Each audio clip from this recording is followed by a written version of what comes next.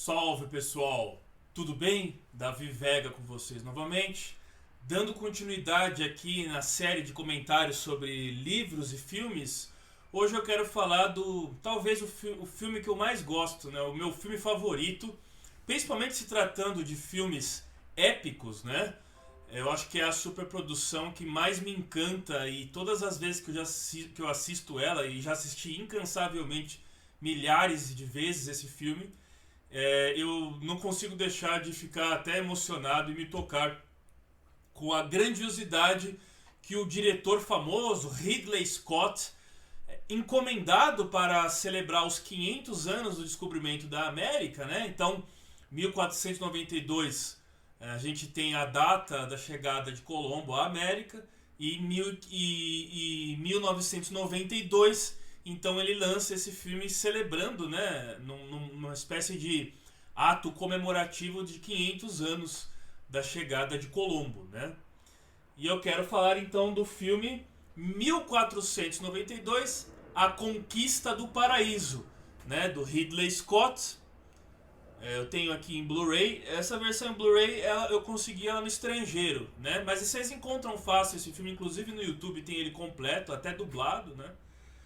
E eu tinha ele em DVD, mas era uma cópia. Então esse daqui eu comprei original de um site de Portugal, esse DVD, né? Bom, o Ridley Scott, vocês conhecem ele talvez pelas produções, superproduções, né? O Gladiador, que também é uma produção de época muito interessante, e também o famoso Blade Runner, né? Que é o famoso filme de ficção científica. Então ele é um diretor que trabalha tanto com coisas épicas quanto futuristas, né? Ele fez o Kingdom of Heaven, que se foi traduzido como A Cruzada também. É um filme que conta a história do Ricardo Coração de Leão, né, das Cruzadas.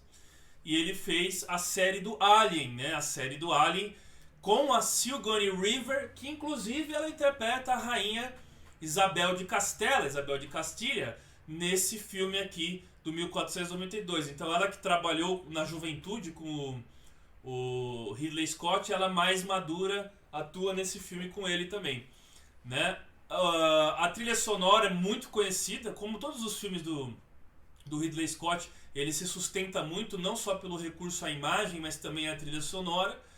E a trilha sonora desse filme é do famoso Vangelis, né? Algumas pessoas falam Vangelis, mas acho que é Vangelis, que ela ficou imortalizada. Não vou colocar o trecho aqui para não dar problemas com direitos autorais, mas vocês podem procurar, né? Aí no YouTube tem a trilha sonora completa, sempre utilizado em formatura, em festas de debutante, esse tipo de coisa, essa música, porque ela é uma música muito impactante e emocionante, né? O 1492 ele é um filme que conta, como eu disse, a trajetória do navegador Cristóvão Colombo, quando ele chega à América, e se dizem que foi o descobrimento da América. Aí cai nessa discussão se foi descobrimento ou se foi chegada à América, né? Porque aqui já existiam povos que viviam aqui. Mas esse ato de descobrir não é necessariamente o ato de chegar, é o ato de revelar. Então foi justamente o Cristóvão Colombo, na sua rota, na sua insistência da navegação da rota para o Ocidente, que descobriu, né? Primeiramente ele não sabia que tinha um continente de fato, mas descobriu essas novas terras e revelou, né? Ele revelou essas novas terras ao mundo antigo, né? Que seria a Europa, principalmente a Europa. Então a palavra descobrir está ligada nesse ato de revelar e não necessariamente de renegando os povos que aqui estavam. Então hoje, por um revisionismo e até um politicamente correto, não se fala mais descobrimento da América. Mas eu ainda gosto de utilizar o termo antigo por conta desse motivo de revelar.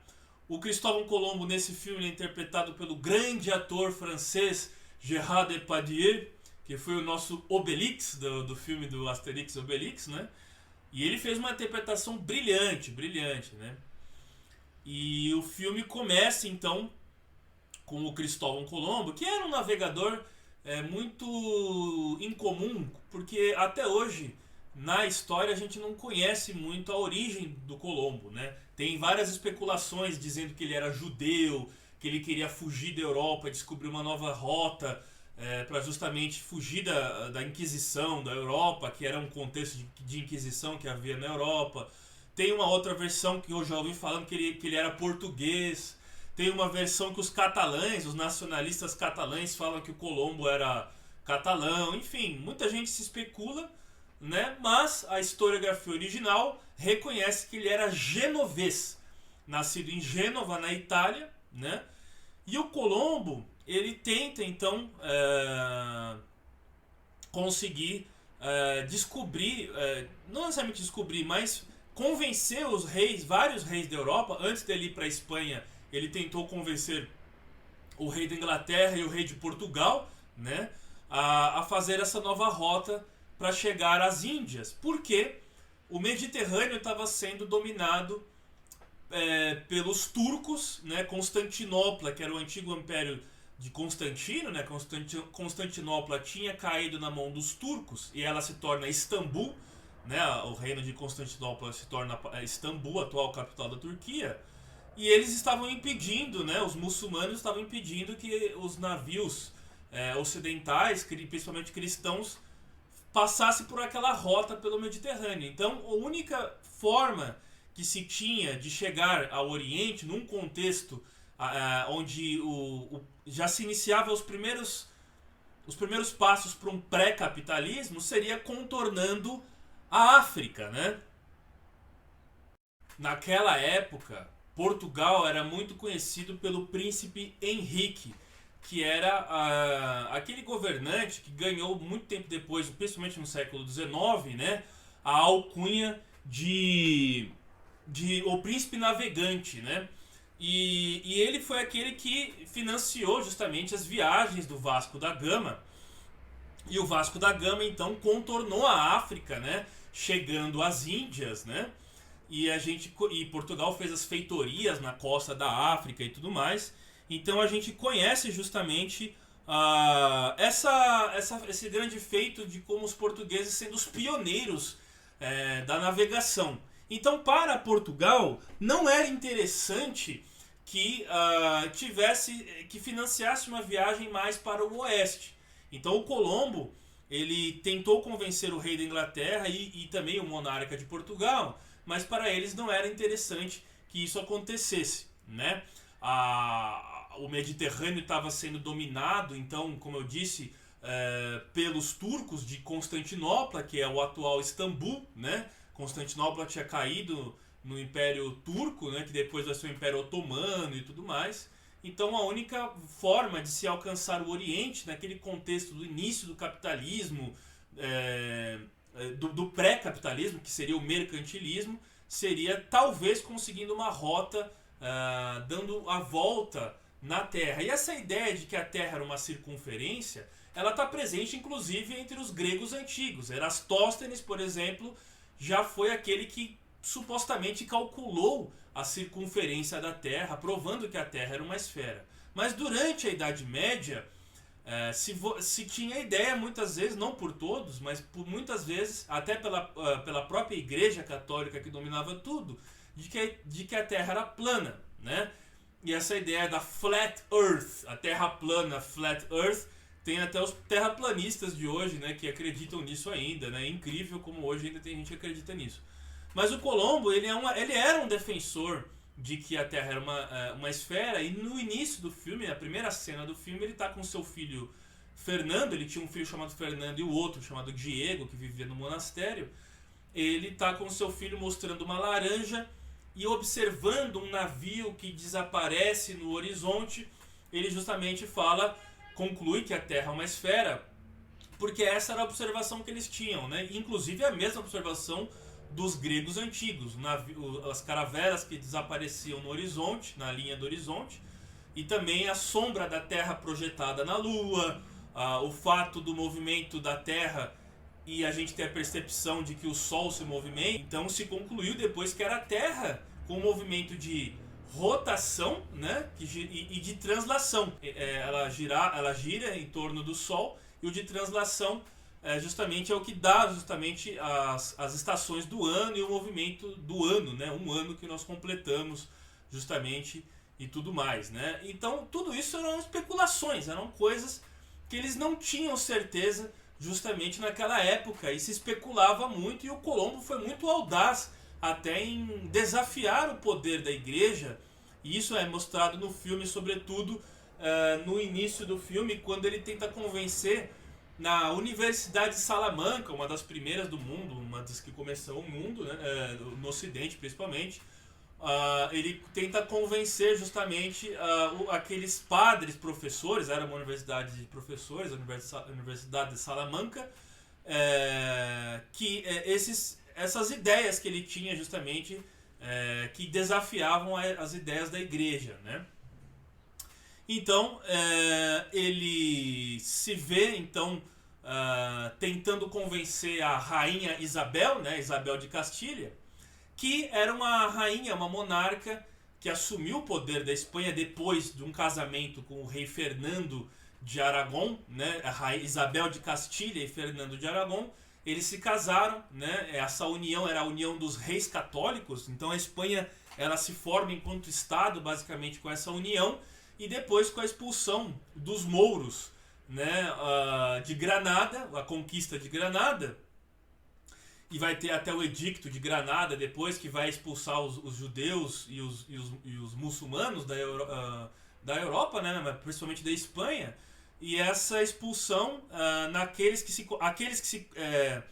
se resistiam à conversão ao cristianismo, que eram os cristãos novos, eram perseguidos pelo Tribunal da Inquisição também.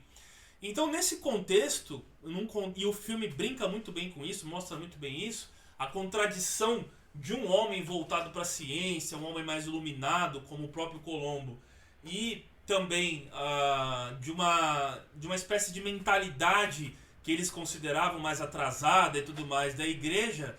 Você vai ter nesse movimento todo um homem iluminado como Colombo, que, desafiando o poder estabelecido e convencendo a rainha Isabel de Castilha, interpretada pela Sigourney Weaver, ele consegue o financiamento, porque ela conseguiu muito ouro, o ouro dos califados de Córdoba, por exemplo, né, que era o ouro conquistado pelos cristãos dos mouros, né?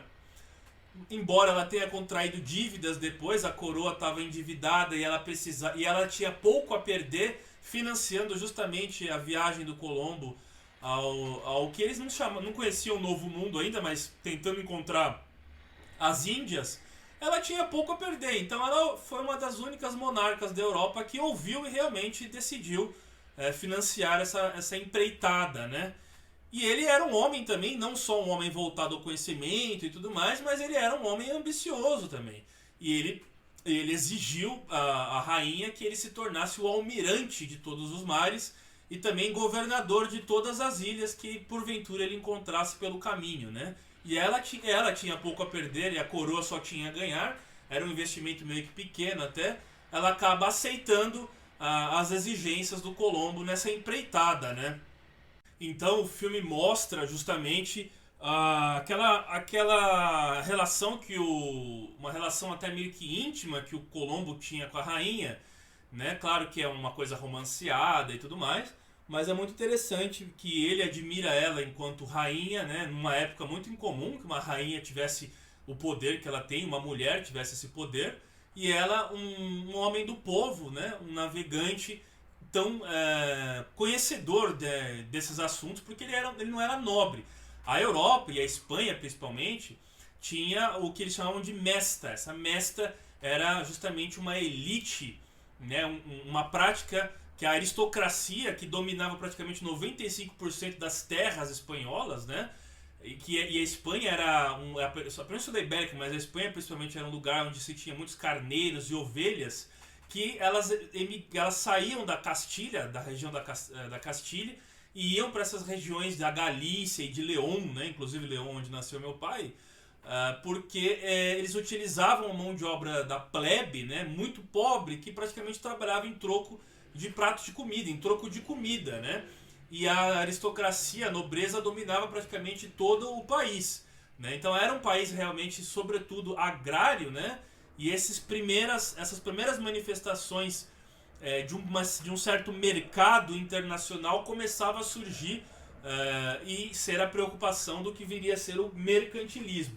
E a ideia da conquista de Granada ser justamente uma espécie de cruzada interna da Península Ibérica, eu considero que a conquista da América foi uma continuação dessa reconquista, vamos dizer assim, que teve na Península Ibérica. E eu escrevi um livro chamado A Hispanidade para o Mundo Lusófono do século XXI, né? Onde eu defendo a hispanidade para esse mundo português e lusófono, que eu considero como parte da hispanidade também, né? Vou deixar aqui o link para vocês conseguirem em PDF. Se vocês quiserem dar uma força e conseguir o livro físico, vou deixar meu e-mail também para vocês entrarem em contato, certo? Eu vou deixar também o link de uma apresentação minha sobre o livro e essa ideia de hispanidade que eu fiz, né? Bom, então o filme ele é um filme brilhante, sempre usado por professores de história no ensino médio, ensino fundamental, né? E ele mostra tudo isso também, os bastidores e o diálogo que o Colombo tem também com o Vicente Pinson, né? O Vicente Alonso Pinson, que é o navegante que vai justamente fornecer a Santa Maria, Pinta e Ninha, as 3 caravelas do Colombo, com o dinheiro do Santangel. O Santangel vai ser justamente um banqueiro que, através da Ordem de Cristo, onde tem a cruz da Ordem de Cristo, que era uma instituição das cruzadas, por isso que a América é uma continuação da terra reconquistada da Europa, naquela espécie de cruzada, né? Vai ser aqueles que vão financiar justamente as grandes navegações, não só espanholas, como posteriormente as portuguesas que vieram para o Brasil também, né? O Vicente Alonso Pinson, ele é o comandante das caravelas, né? Aí aparece também o Juan de la Cosa, que era o cartógrafo também numa cena do filme. Bom, a viagem é muito interessante. Desde a saída a 3 de agosto de 1492, no Puerto de Palos, né? Palos da Fronteira, no Porto de Palos, quando eles saem. E aí mostra toda a dificuldade que o Colombo tem, né, de conseguir justamente manter a liderança. E ele sofreu vários motins na viagem, quase que jogaram ele para fora do navio, né? Falando da caravela, né? Falando que que aquela viagem era amaldiçoada, que ele tava levando eles para desgraça e tudo mais. E, enfim, ele consegue contornar, até porque era um grande líder, um homem de oratória muito boa. E chegando então à América, né? Lógico que não tinha esse nome América ainda. Ele chega no que a gente conhece hoje como Bahamas, né? A ilha de Guarahani, e ele dá o nome de San Salvador no dia 12 de outubro de 1492, que é o Columbus Day dos Estados Unidos, né? Dia do Colombo. Já foi o dia do descobrimento da América, um feriado aqui no Brasil, mas essa data é muito importante para o mundo hispânico e ainda também, sobretudo, para a Espanha, porque é o Dia de la Hispanidade. Eu comento sobre esse dia no Dia da Hispanidade no meu livro A Hispanidade para o Mundo Lusófono do século XXI, né? E aí mostra justamente o contato, o choque, o entrechoque cultural entre aqueles primeiros europeus, que a gente sabe que não foram os primeiros, os vikings chegaram aqui antes. Dizem até que os fenícios, vindo do Oriente, que eram grandes navegadores, estiveram na América antes, né, pelas próprias inscrições que foram encontradas na Pedra da Gávea, no Rio de Janeiro e tudo. Mas isso é uma outra história. Se reconhece oficialmente que foi o Colombo que chegou aqui primeiro, né? Enfim, pelo menos o que reivindicou como parte do Império Espanhol, o território, né, das Américas. E aí mostra justamente as navegações que eles têm por todas aquelas ilhas do Caribe, chegando até Cuba e tudo mais. Mas a primeira cidade que ele construiu e onde eles se estabeleceram foi Santo Domingo, na atual República Dominicana. E tem uma briga, inclusive, de Santo Domingo, da República Dominicana, com a Espanha hoje, porque eles falam que os restos mortais do Colombo estão na Catedral de Santo Domingo, e os espanhóis falam que os restos mortais do Colombo estão na Catedral de Sevilha, na Espanha. Então eles disputam justamente para falar onde estão os restos mortais do Colombo. Eu não sei se oficialmente é reconhecido Santo Domingo, mas acredito que oficialmente se reconhece que ele está enterrado em Santo Domingo, lá na Catedral de Santo Domingo, né? Bom, então nessa empreitada, né, ele exemplifica muito bem, né, o papel dos próprios primeiros conquistadores na América, quando construindo basicamente a primeira cidade, que era Santo Domingo, eles acabam empregando mão de obra indígena, e também o filme, claro, reproduzindo aquela ideia até mesmo cultivada muito da leyenda negra e tudo mais, mostra os espanhóis também cometendo arbitrariedades, né? Tem uma cena lá, esse comentário eu já estou falando spoiler, né? Uma cena lá que ele corta uma mão do indígena, né? O Moxica, Dom Adrian de Moxica. E esses nomes, eu fui pesquisar depois, eles realmente existiram, né? Eram pessoas que não necessariamente se sabe a conduta delas, se foi realmente isso, mas eram personagens reais da história, né? Bom, então aí ele vai mostrando justamente tudo isso, né? A escravização de alguns índios, né? Deles procurando ouro nas primeiras minas de ouro. E aí você tem principalmente os indígenas dos taínos, né? São os taínos. E o Colombo, num certo momento, ele volta para Espanha. Aí mostra ele mostrando a rainha justamente as coisas que ele encontrou aqui na América. Ele leva uns papagaios, umas araras, ouro, algum pouco de ouro que ele encontrou. E isso antes dele construir a cidade, né, de Santo Domingo. E aí ele começa a ter uma rivalidade muito grande com alguns aristocratas da própria corte, né, espanhola, que estão com ciúmes ou inveja vendo que um estrangeiro, uma pessoa da plebe, está conseguindo toda a confiança da rainha, enfim, e ele acaba criando inimizade, como sempre as inimizades existem e tudo mais. Então ele se sente meio que desamparado. E ele acaba chamando os irmãos dele, o Giacomo e o Bartolomeu. Bartolomeu mais velho e o Giacomo é o irmão mais novo, né, dos irmãos dele, porque eu acho que o Colombo era o mais velho dos três, né? E eles acabam sendo os governadores justamente das ilhas depois. Muitos dos territórios encontrados pelo Colombo ele deixou na mão dos irmãos dele, porque eram os únicos que ele podia confiar, né? E aí, no filme é repetido sempre essa ideia de novo mundo, uma certa utopia, né? A própria descrição do Colombo, quando ele chega à América, ele vai falar justamente que é o Éden perdido, né? E ele vai. Essa ideia que os europeus tinham, justamente, até do próprio que vai vir depois do Eldorado, toda essa ideia de uma terra sem males, que foi reproduzida inclusive no contexto brasileiro e tal, né? Uma coisa curiosa é que o Vicente Alonso Pinzon tinha o Inhanes Pinzon, né? Que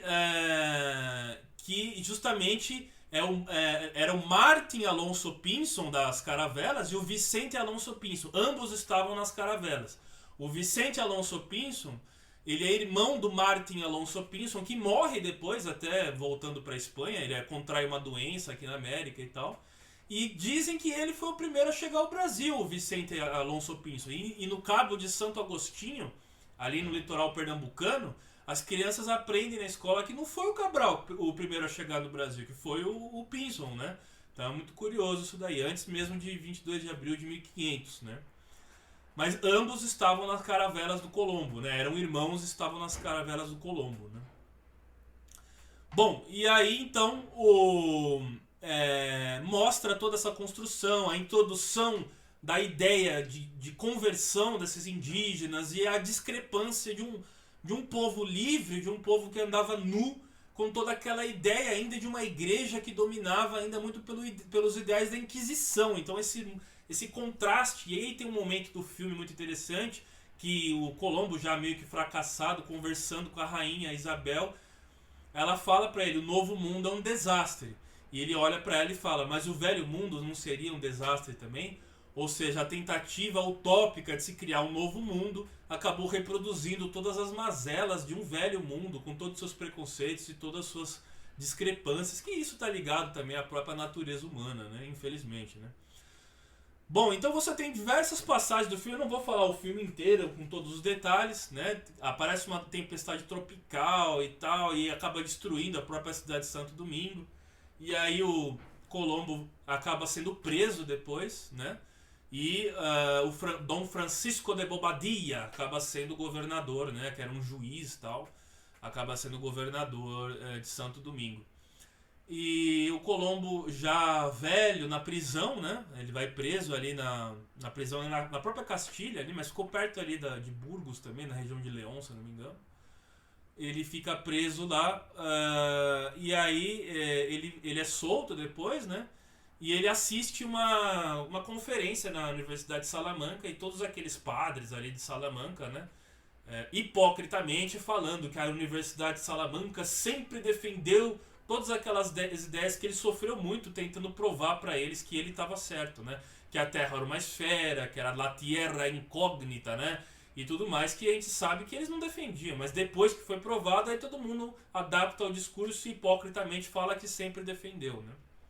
Só que o curioso desse filme é que ele mostra justamente que os créditos dessa descoberta da América vai ser ao Américo Vespuccio, que era um navegante italiano também, e principalmente o mérito de se descobrir o continente, porque eles não achavam que era um continente, eles achavam que eram apenas ilhas e que estavam nas Índias. Então se descobriu que era um novo continente, e o Américo Vespuccio levou todo esse crédito, por isso que a gente chama o nosso continente de América, né? E o Américo Vespuccio, inclusive, esteve no Brasil. Ele até tem uma passagem no Brasil, né? E então, o Colombo ele só vai levar os créditos dessa empreitada, né? Graças a um relato feito pelo próprio filho dele, acho que é o Diego, já mais velho, que encontra ele na prisão depois, né? Que ele tá bem velho. E aí ele escreve as memórias do pai dele, do Colombo.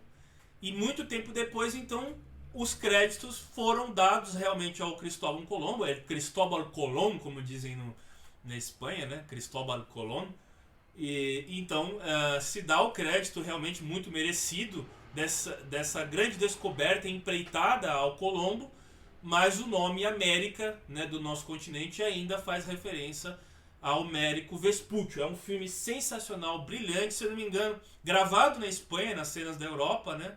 E gravado em Granada. Tem as cenas que ele encontra a rainha Isabel naquele palácio de La Alhambra, né? La Alhambra, em Granada, que era um palácio dos mouros e tal. E também mostra a parte da América, eu acho que é gravado na Costa Rica, se eu não me engano. Então tem toda aquela... Tem animais exóticos, animais, enfim, que para os europeus eram muito exóticos quando eles chegaram aqui. E esse contraste de fotografias de um filme brilhante, que usa pouco recurso visual, né, de efeitos especiais, mas se garante muito pela fotografia, pela trilha sonora e tudo isso que eu falei, né? O Ridley Scott realmente é um diretor excepcional, né? Muito diferente da média, né? Ele nos proporcionou esses grandes filmes, essas grandes narrativas. Certo, gente? É um filme que tem o Fernando Rey, né?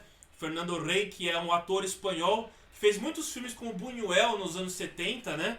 Aqueles filmes do diretor Buñuel, surrealistas dos anos 70. Ele já tá velho nesse filme, acredito que já deve ser falecido. E ele faz um papel de um padre que escuta, é uma espécie de confessor, né? Uma espécie de pessoa que ouve as confissões do Colombo até e as suas inseguranças. É um filme muito brilhante, para quem gosta de história, é um filme imprescindível, recomendo, né? E se vocês puderem dar uma força aí, ler meu trabalho sobre a hispanidade, que eu vou deixar aqui o PDF na descrição desse vídeo, certo? Muito obrigado, grande abraço a todos, não se esqueçam de se inscrever, deixa seu comentário, fala o que vocês acharam do livro e também do filme, né? Vamos conversar e sempre promover a cultura. Valeu, gente!